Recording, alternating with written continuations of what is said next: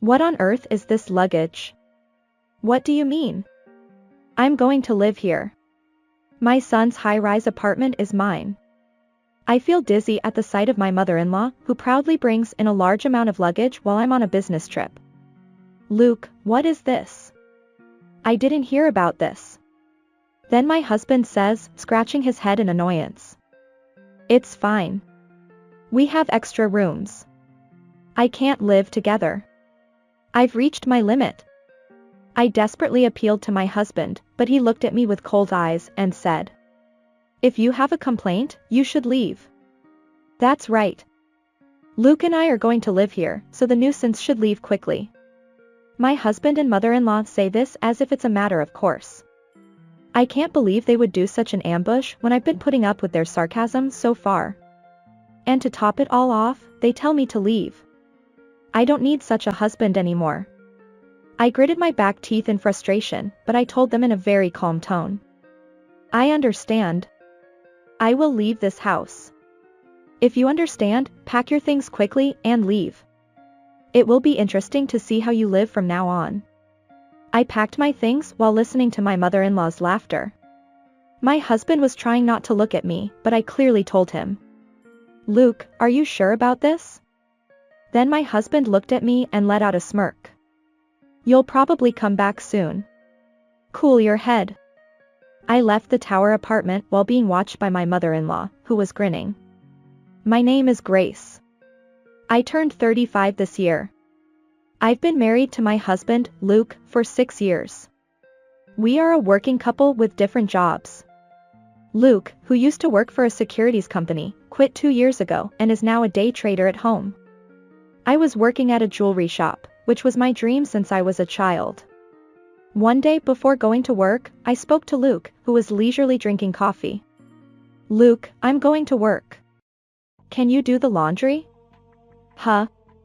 I'm busy. Luke said with a bothered expression, and I was annoyed.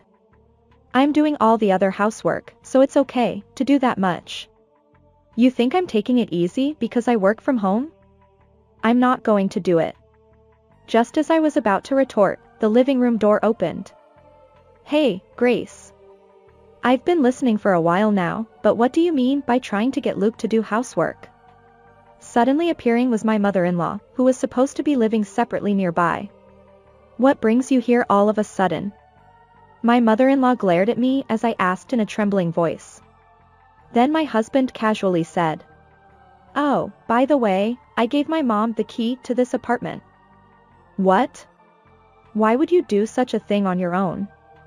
As I tried to blame my husband, my mother-in-law glared at me and said, do you have a problem with that? Besides, it's strange for a wife to make her husband do housework, Grace. You should be doing it properly. That's right, Mom. Tell her more. My husband also joined in with my mother-in-law, grinning. You're not even earning much, but you're a cheeky wife. Being blamed like this, all I could do was bite my lip. I understand. I'll do it when I get back, so please leave it. That's right. A wife should be obedient to her husband. I turned my eyes away from my satisfied mother-in-law and left the house. My problem is this mother-in-law. My mother-in-law, who has been widowed by her husband and lives alone nearby, seems to be proud of Luke, who graduated from a top university and still adores him. She didn't seem to like me from the beginning of our marriage, and has been making sarcastic remarks about me, but Luke has never sided with me when I was attacked by my mother-in-law. I realized after getting married that Luke, who was praised and raised by his mother, has a high pride and is a bit of a show-off. On top of that, he's a bit of a mama's boy, and if I complain about my mother-in-law, he immediately gets in a bad mood. I can't believe he even gave her the key to our apartment. I'm sure my mother-in-law will start coming and going frequently from now on. Just thinking about it makes me feel depressed. After that, as expected, my mother-in-law started to come to our house frequently. She always complains about the housework I do, and sticks to Luke all day long. This life continued, and I was completely exhausted. One day, it was my mother-in-law's birthday, and I was heading to my mother-in-law's house. My steps were heavy, but I had to fulfill my obligation. My husband had an errand and was out, so I went to my mother-in-law's house alone. Happy birthday. When I entered the house, I took out a beautifully wrapped box from my bag. This is a present. It's a new product from our brand.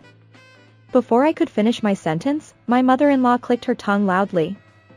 What is this? You're trying to get it cheap. You probably bought it with an employee discount, didn't you? That's not true. I hurriedly denied it, but my mother-in-law wouldn't listen. I don't need such a cheap thing that doesn't even fill my stomach.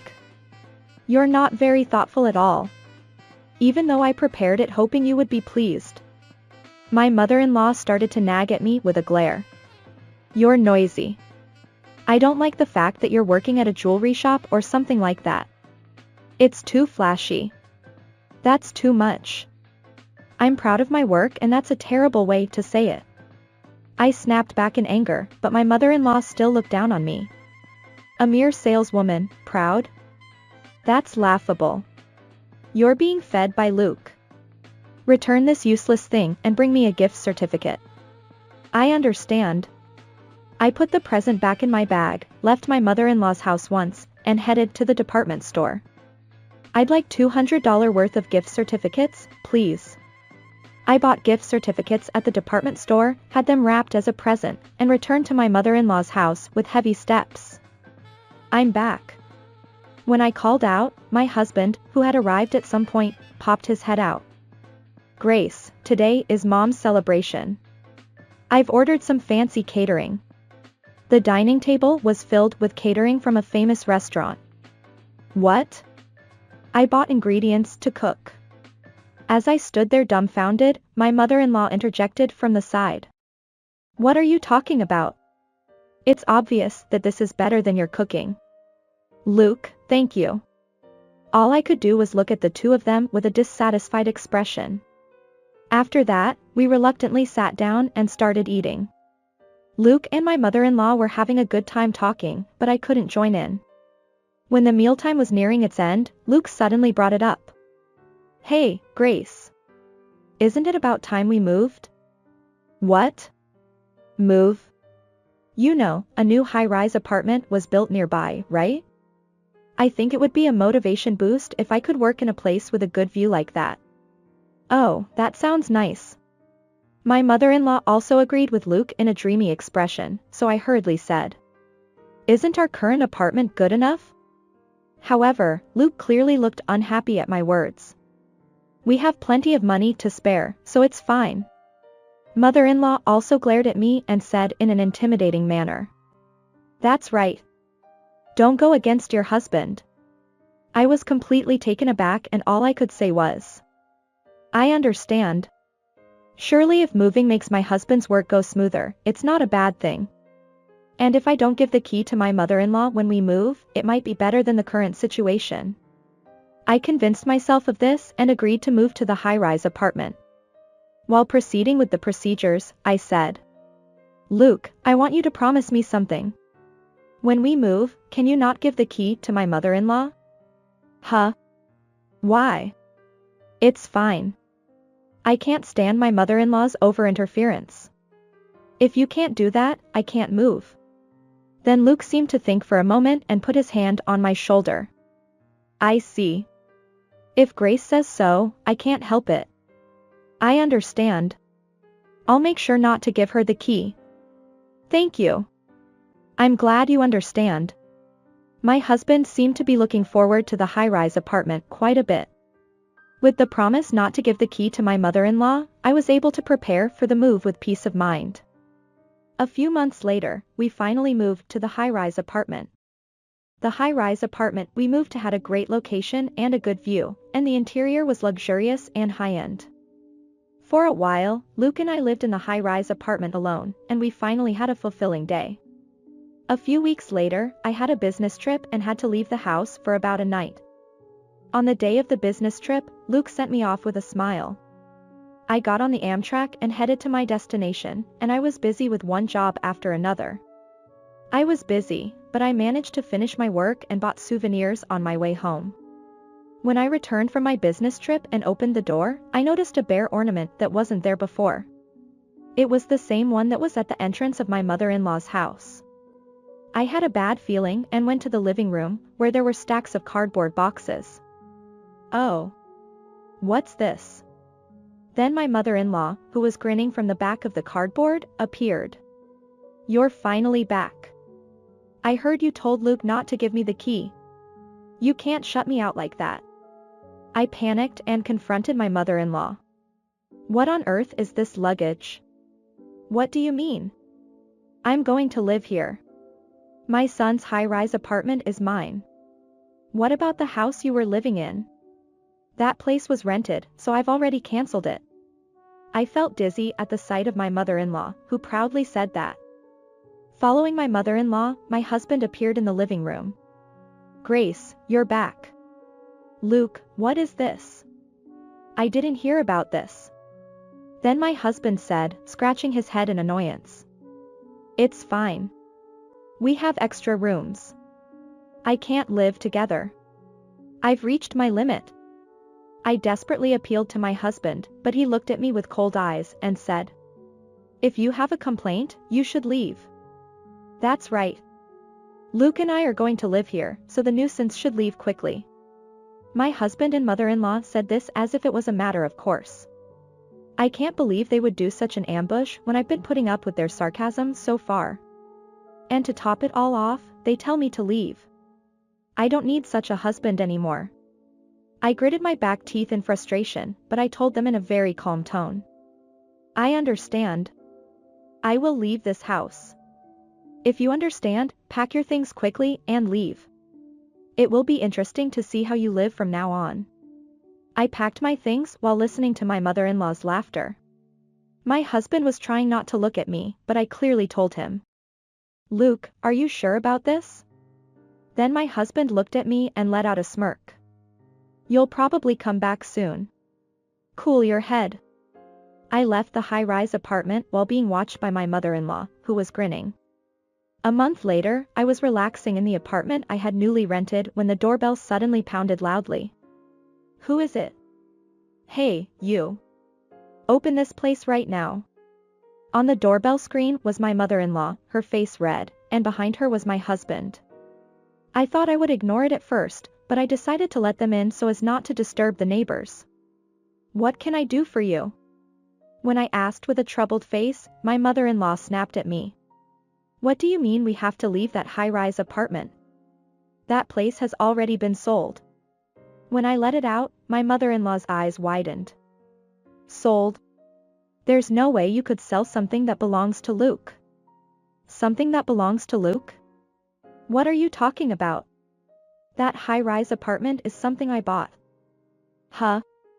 My mother-in-law, who had been staring at me with a calm expression, turned to look at my husband, but my husband was just standing there with a pale face.